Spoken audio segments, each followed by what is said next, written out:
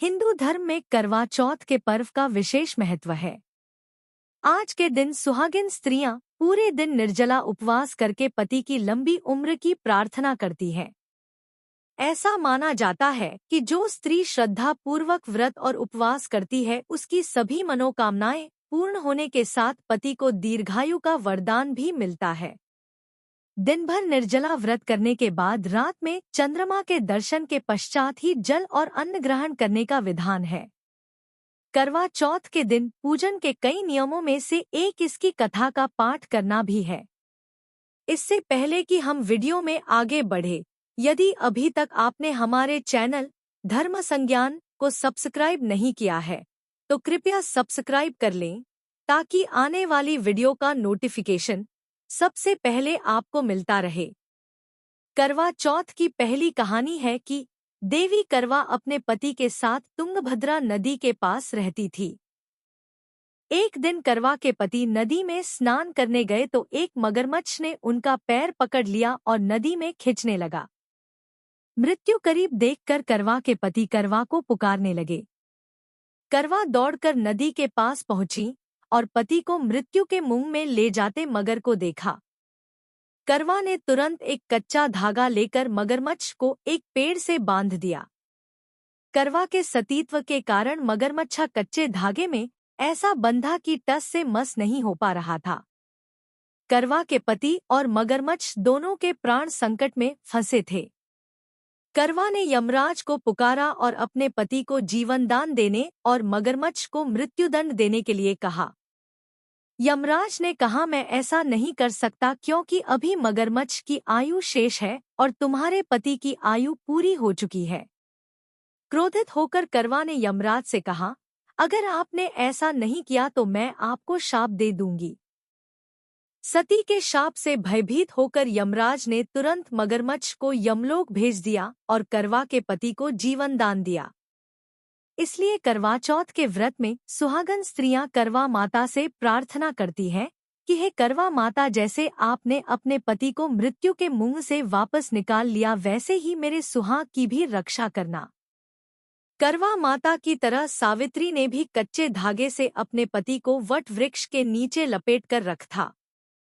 कच्चे धागे में लिपटा प्रेम और विश्वास ऐसा था कि यमराज सावित्री के पति के प्राण अपने साथ लेकर नहीं जा सके। सावित्री के पति के प्राण को यमराज को लौटाना पड़ा और सावित्री को वरदान देना पड़ा कि उनका सुहाग हमेशा बना रहेगा और लंबे समय तक दोनों साथ रहेंगे।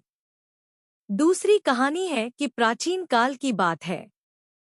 किसी नगर में एक साहूकार अपनी पत्नी, 7 पुत्रों, 7 पुत्रवधू तथा एक पुत्री के साथ निवास करता था।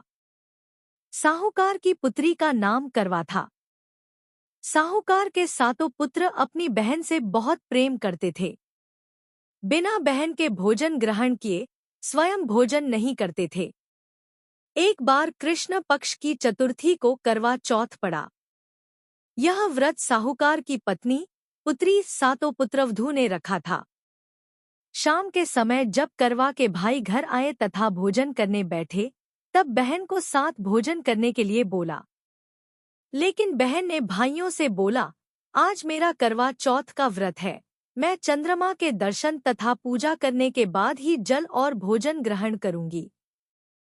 यह सुन भाइयों ने भी भोजन नहीं किया और चंद्रमा के निकलने का इंतजार करने लगे।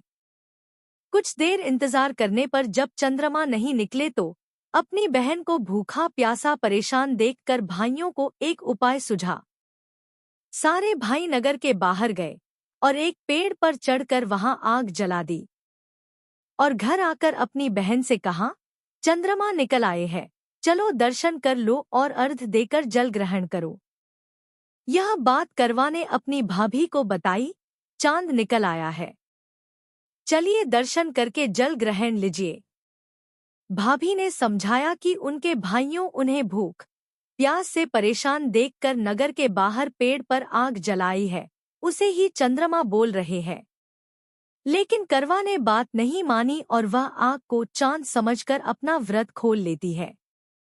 लेकिन करवा के भाभियों ने अपना व्रत नहीं खोला। व्रत खोलते ही करवा को उसके ससुराल से समाचार आया, उसके पति की मृत्यु हो चुकी है। यह सुन करवा के होश उड़ जाते हैं। तब उसकी बड़ी भाभी ने उसे समझाया, आपका व्रत टूट गया है, इसी वजह से उसके साथ ऐसा हुआ है। अपनी गलतियों पर करवा को एहसास हुआ तथा उसने प्रण किया कि वो अपने पतिव्रता से अपने पति को पुनः जिंदा करके रहेगी, और उसने अपने पतिदेव का अंतिम संस्कार नहीं करने दिया। प्रतिदिन शव के पास बैठी रहती और उस पे उगने वाली घास को जुटाती रहती। ऐसा करते करते 1 साल बीत जाता है और करवा चौथ आता है।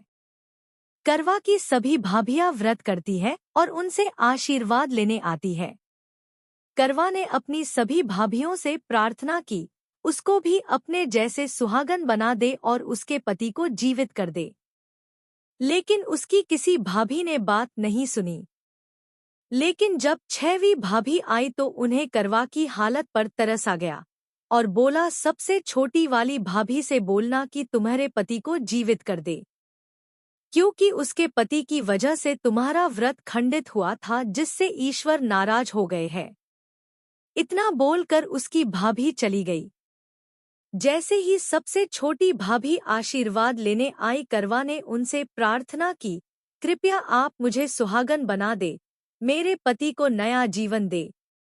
उसकी भाभी ने मना कर दिया कि मेरे पास पुनर्जीवन करने की क्षमता कहाँ है। भाभी के मना करने पर करवा ने उन पर क्रोध से हमला कर दिया तथा उनका गला पकड़ लिया और बोली, जब तक मेरे पति को जिंदा नहीं करोगी नहीं छोड़ूंगी। हार मानकर भाभी को करवा के पति को नया जीवन देना पड़ा। जान डालते ही उसका पति विघ्नहर्ता भगवान गणेश की जयकार करने लगा। यदि आपको यह वीडियो पसंद आई हो तो कृपया कमेंट करें, लाइक करें और साथ ही वीडियो को आगे शेयर भी करें।